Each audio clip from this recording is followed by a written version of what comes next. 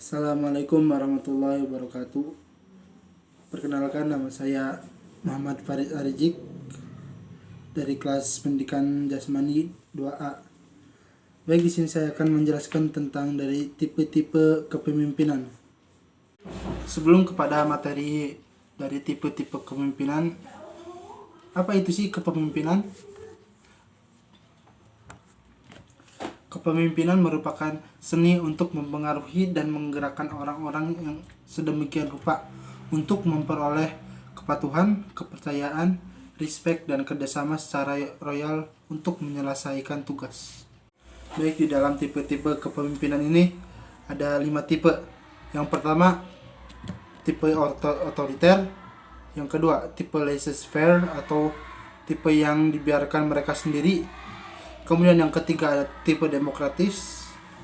Keempat ada tipe pseudo demokratis.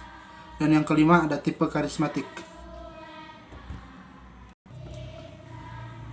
Yang pertama ada tipe otoriter, atau yang sering disebut juga dengan tipe kepemimpinan otorian. Dalam kepemimpinan itu, pemimpin bertindak sebagai diktator terhadap anggota kelompoknya. Baginya, pemimpin adalah menggerakkan dan memaksa kelompok. Batasan kekuasaan dari kepemimpinan otoriter atau tipe otoriter hanya dibatasi oleh undang-undang, serta bawahannya hanya bersifat sebagai pembantu. Kewajiban bawahan hanyalah mengikuti menjalankan pemerintahnya dan tidak boleh membantah apa yang dia bicarakan atau yang dia perintahkan. Kelebihan yang dimiliki oleh kepemimpinan yang bertipe otoriter yaitu yang pertama ada keputusan dapat diambil secara cepat. Kemudian yang kedua, mudah dilakukan pengawasan terhadap kepemimpinan tersebut. Adapun kelemahannya pada kepemimpinan otoriter ini yaitu yang pertama, pemimpin yang otoriter tidak menghendaki rapat atau musyawarah. Kemudian yang kedua, setiap perbedaan di antara anggota kelompoknya diartikan sebagai kelicikan, pembangkangan, serta pelanggaran disiplin terhadap perintah atau instruksi yang telah diberikan. Kemudian yang ketiga yaitu inisiatif dan daya pikir anggota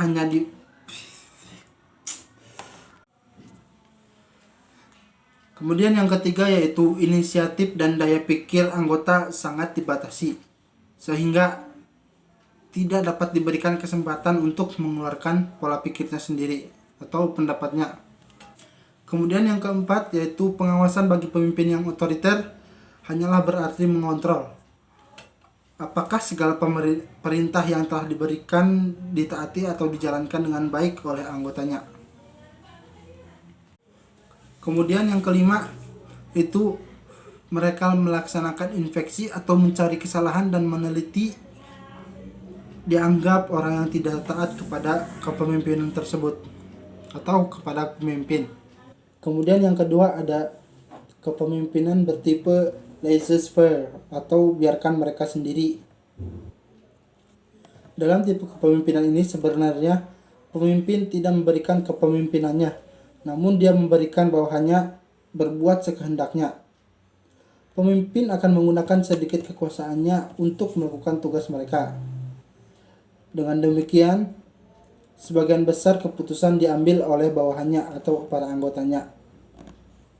Kelebihan pada kepemimpinan bertipe ini yaitu yang pertama, keputusan berdasarkan keputusan anggota, yaitu dengan cara bermusyawarah.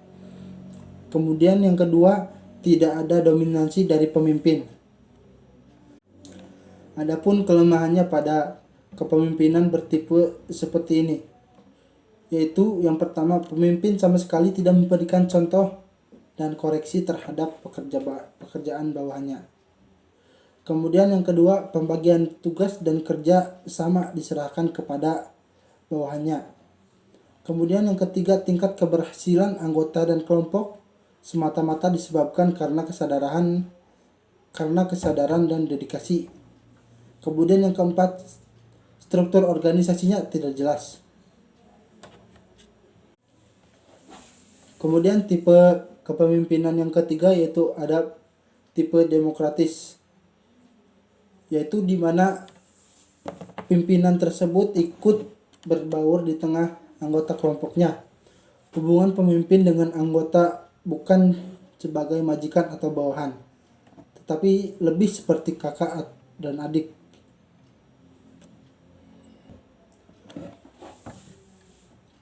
Adapun kelebihan pada tipe demokratis ini, yang pertama, dalam melaksanakan tugasnya ia mau menerima masukan dari pihak manapun, baik dari pimpinannya ataupun bahkan dari anggotanya sendiri. Kemudian yang kedua, ia mempunyai kepercayaan pula pada anggotanya bahwa mereka mempunyai tanggung jawab dalam pekerjaan tersebut. Kemudian yang ketiga, ia selalu berusaha membangun semangat anggota kelompoknya masing-masing. Adapun kelemahannya pada tipe kepemimpinan seperti ini, yaitu yang pertama, sulitnya untuk mencapai kesepakatan. Kemudian yang kedua, proses pengambilan keputusan akan membutuhkan waktu yang cukup lama. Kemudian yang keempat, yaitu ada tipe pseudo-demokratis atau disebut juga dengan semi-demokratis atau manipulasi diplomatik. Pemimpin yang bertipe seperti ini hanya tampaknya saja bersikap demokratis, padahal sebenarnya dia bersikap autokratis atau otoriter. Misalnya, jika ia mempunyai ide-ide atau pikiran atau konsep yang ingin diterapkan di lembaga pendidikannya, maka hal tersebut akan dibicarakan atau dimusyawarahkan dengan bawahannya, tapi situasi diatur dan diciptakan sedemikian rupa sehingga akhirnya anggota tersebut didesak supaya menyetujui pikiran si pemimpin tersebut. Kemudian yang terakhir ada yang kelima, ada tipe karismatik. Seorang pemimpin yang karismatik memiliki karakteristik yang khas, yaitu dengan daya tariknya yang sangat memikat, mampu memperoleh pengikut yang sangat besar, dan para pengikutnya juga tidak selalu menjelaskan secara konkret mengapa orang tertentu itu dikagumi, dan pengikutnya tidak mempersoalkan nilai yang dianut. Mungkin cukup sekian yang dapat saya sampaikan. Kurang lebihnya mohon maaf. Assalamualaikum warahmatullahi wabarakatuh.